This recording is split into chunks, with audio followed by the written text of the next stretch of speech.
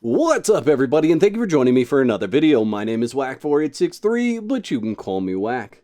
I am very excited today that I have a special guest with me that has graciously come on to answer a lot of my questions and hopefully your questions about the upcoming update to Conan Exiles Age of Sorcery Update 3.0. And we're going to talk about the Battle Pass today because I know this is a hot ticket item for a lot of people out there. So the point of this video is really to give you a very concise look at what's going on in the Battle Pass, why they did it, and how it's going to look once we get Update 3.0. So, on the line with me today, I actually have Dennis. Now, Dennis is the lead designer for Conan Exiles, and he's been in that position since about June of 2020. He's been with the company since 2016. Dennis, how you doing today? What's up, everyone? My name's Dennis, but you can call me Den. I'm doing great. Perfect, great. Why don't you tell us a little bit about yourself, a little bit about your journey with Funcom or Conan Exiles, and then if you'd give us a quick overview, big overview of the Battle Pass in the store, and then we'll jump into some questions. Yeah, sure.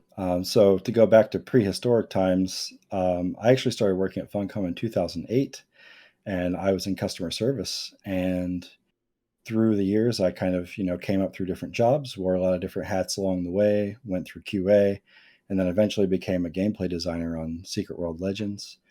Made a bunch of the layer missions in Tokyo, a whole bunch of South Africa missions, if you guys are familiar with Secret World very much. And eventually found myself working on Exiles and became the lead designer of Exiles as well. So now I've got a great team of designers that works with me to help bring the Hyborian Age to life. Fantastic. So tell us a little bit about this big switch in the monetization program for Conan Exiles. We're moving a bit away from just sales of the game and our DLC culture packs funding the project, and we're moving towards a battle pass and shop model, primarily because these things will let us give you guys more content and let us put it out faster as well. So in the Age of Sorcery, you'll find that there will be a battle pass that you can unlock and do challenges to get account levels that'll let you unlock rewards. And there'll be a shop on the side as well that'll have items that rotate through that you can purchase completely independent of the battle pass. There were a lot of things that put us on this path, and the biggest reason was that we wanted to fulfill our promise to add sorcery to the game. We promised this feature a long time ago, and because sorcery is core to the fantasy of the Hyborian Age, it had to be part of the base game. We knew sorcery was going to be an expensive feature to develop, and in order to give everyone sorcery for free, we had to ship something that would fund that feature. When deciding how we could pay for sorcery to be developed, we realized that this approach with the Battle Pass and Shop, it could apply to all of our future updates. Instead of adding new features that might otherwise be something you have to pay for, or a DLC you unlock, we can now offer all of them for free and allow the Battle Pass and Shop cosmetics to fund development of the project without interfering with the balance or availability of gameplay content. And by adding a Battle Pass, we'll release more content uh, consistently, and that'll include new items in the Battle Pass and Shop and new free content and features as well. Very cool. I know one of the questions that I've seen come up a lot is whether Update 3.0 or the Age of Sorcery is actually free. And it is, right? It's free to everyone. You get all the content that's included with this update. It's just that there are more items that have been developed and placed in the store or the Battle Pass. Yeah, that's absolutely right. The items that we've added in the store and the Battle Pass can be sorcery themed, and they really help tie everything together. So, we try to make the Battle Pass and gameplay, the features that we're adding, all feel really tied together and interconnected. So you'll find sorcery themed armors or, the magic focus weapon that you use to cast. You'll find those in the Battle Pass in the shop, but they're purely cosmetic. They're just a little more icing on the cake for people that are up for it. So one of the questions I see asked a lot is what's going to happen to the old DLC packs? Will those be affected by this change in any way? No, the DLC packs that are there, they'll remain exactly the same as they are now. And if I own a DLC, then I still own that DLC. Yeah, that's right. After this update goes out, all of the building pieces, for example, will move into construction hammer, so you won't see them in your handcrafted inventory. And that's just to match the existing or the changes that we're making with the building system across the board. Same with weapons and armor. If you own them now, you'll own them after the update as well. So Conan Exiles has entered a small category of games that are both a paid-for game and offer a battle pass. Are there plans to make Conan Exiles free to play? For now, the plan is not to move to free to play. As with any live service product, changes happen, so it's not impossible to imagine a world where we do that. But it means a lot of adjustments and monetization if we're ever to commit to that. And I just want to emphasize that everything related to monetization plays into our ability to continue to deliver free content updates. And that includes the cost of the base game. Have you looked at other games that are paid for and have a battle pass? And if so, what were your key takeaways? Yeah, we did a lot of research trying to find games of similar genres, how they monetized, and looking at other games that use battle passes. I play a lot of different games myself, and a lot of them already had a battle pass, so that was really familiar to us. We learned from the mistakes and successes of other games while defining our own features and how to balance them. Our first goals when playing the battle pass that would work best for Conan Exiles and its community were to be able to continue development of the game and add more content, and being able to cover the cost of doing that. Because we want to keep up development and we want people to keep coming back to Exiles, we have a non aggressive monetization plan. There are more opportunities for you to engage with our monetization than there were with previous DLCs, and none of it is mandatory to continue to enjoy Exiles the way you enjoy it today. Just like previous DLCs, we don't sell power. So it sounds all good on the surface, but I know that there's a lot of people that are worried about this monetization system, and we're going to get into some of those questions later. So if you have some burning questions in your mind right now, don't click away from the video. There's much more to come. One of the questions that's been asked a lot, and I know you've already answered this in previous live streams, and I've actually answered it in videos, but is the Battle Pass available for all game modes? Official, private modded, and solo games? Regardless of how many times we've said it, it's great to get the message out there. But the Age of Sorcery will be available to everyone, regardless of where you play. The only requirement is that you have an internet connection. If you're playing offline, the Battle Pass, shop, and challenges will be unavailable. Very cool. So how are you going to handle cheating with the Battle Pass and the admin mode? Instead of trying to jump through hurdles to prevent people from completing the Battle Pass, we decided early on it's more important to us that you want to participate and that you want the rewards. So challenges are woven into the normal playing experience, and we expect the vast majority of people will have no issue completing the Battle Pass, whether they try to min-max their XP gains or not. We designed the challenges and their XP rewards to account for that. It's interesting that you say that because a lot of comments that I've seen in other places is why not just make the Battle Pass available right at purchase? And what it sounds like you're saying is that people can play Conan Exiles the way that they want to. If they want to engage with the content like everybody else on an official server, they can do that. If they decide that they want to use admin rights to complete some of those challenges, that's possible too. Yeah, that's absolutely right. The way we balance it, we want to make it very easy to complete. So if you're just playing normally, you should really not be stressed about whether or not you're going to be able to complete the battle pass in those 3 months. And if you happen to be an admin and you think you could accelerate your progress, well, what makes you think we didn't think of that? Some people say that the Battle Pass and store are predatory. How is the store and Battle Pass configured to not be predatory?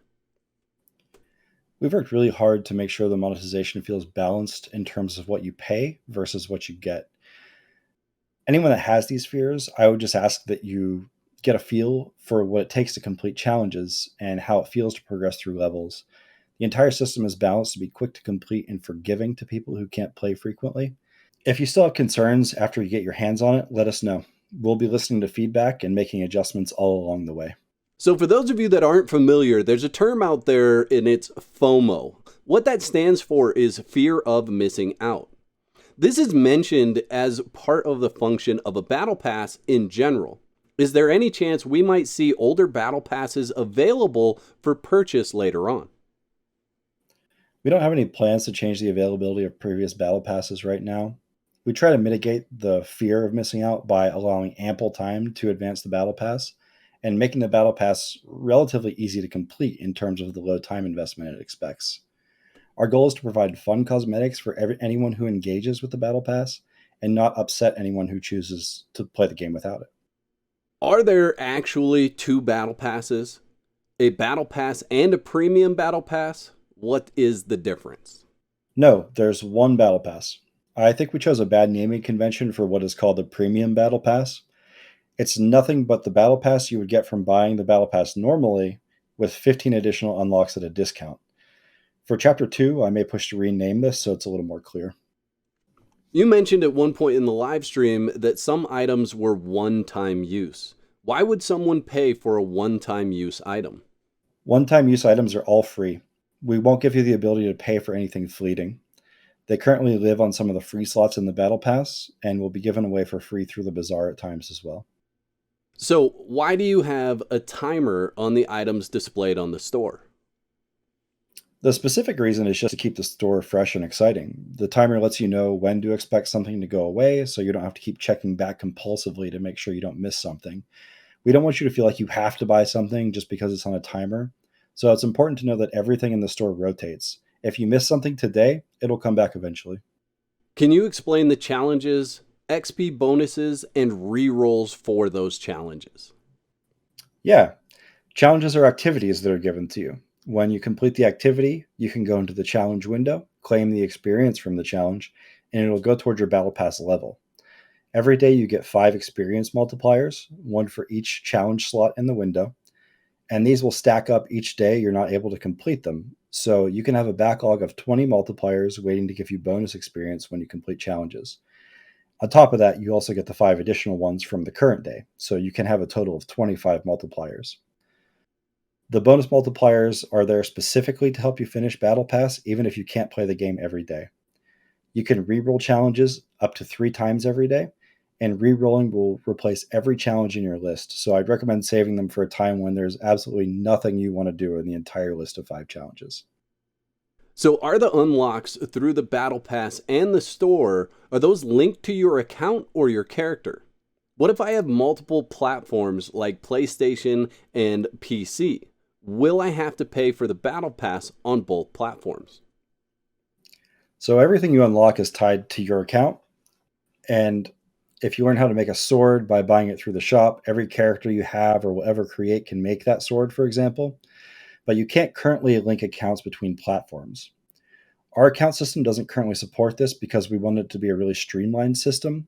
You don't have to interact with it at all. So, in order to actually follow through on that, we would have to ask for something like an email to tie your account to, have it set up with a password, and work out some issues on first party platforms. Overall, the impact of this didn't outweigh the cost to our players. Can you explain the difference between an age and a chapter and how that affects the battle pass and the store if it does? An age can be seen as an overarching story or wrapper that the chapters reside in. When the update launches, the Age of Sorcery will start on Chapter 1, and after about 90 days, we'll launch Chapter 2. The existing Battle Pass will end, and any of the unlocks that you've claimed will remain on your account, and then a new Battle Pass with new content will be available. At the moment, when we plan for each age, we plan for them to be 2 or 3 chapters, depending on the depth of content and features we want to be adding. And its effect on the battle pass in the store come in the theme of the items that we put in there typically. So with the Age of Sorcery, you'll see a lot of sorcery themed items in both the battle pass and the store. You mentioned that the store might change in the future once there is a larger catalog of items. Can you share your vision on how this might look in the future? Yeah, I don't have anything really concrete to say about this right now, since it's just something we haven't planned. Anything I say is really just a first round of speculative projection. Any changes we make would come based on data, feedback, and new ideas from the community. Is there any chance that you'd be able to share prices or estimate of prices for the store items or the battle pass? Our team is still in the process of fine tuning prices, so I can't give any insight to that yet, but you'll know soon enough. All right, well, Dennis, I want to thank you for coming on and answering these questions. I hope these are all the hot ticket items that people were really wondering about. If you have questions, go ahead and leave a comment down below, and we'll see if we can get those answered in the future. I'd also say go over to the Funcom forums and give them feedback there. Sometimes it's best to wait until you actually get your hands on the product before you give feedback, but that is one good source to go and give your feedback. Thanks for having me, Wack. It's been a pleasure to be here and answer your questions. I'm really, really eager to put everyone's hearts and minds at ease and let you know that at the end of the day, Exiles is going to be Exiles, and we'll just keep trying to make it the best game we can. And if you guys want to reach out to me on Twitter and you have questions, I answer questions there sometimes as well. It'll be at Den Makes Games. And thank you. Thank you, Dennis, for coming on. It's been an absolute pleasure to have you on the channel. Hopefully we could do this again in the future. Guys, if you're looking for Dennis's Twitter, I put it in the description of this video so you can get over there and follow him, send him a wave emoji, and leave us a comment. Let us know what your thoughts are on this video. I'd like to thank all my YouTube members for your continued support. Y'all are absolute legends. If you'd like to become a legend, there's a button that says join on this page. Click that for details. There's 2 videos on the screen. Click one of those to watch next, and I'll meet you over there.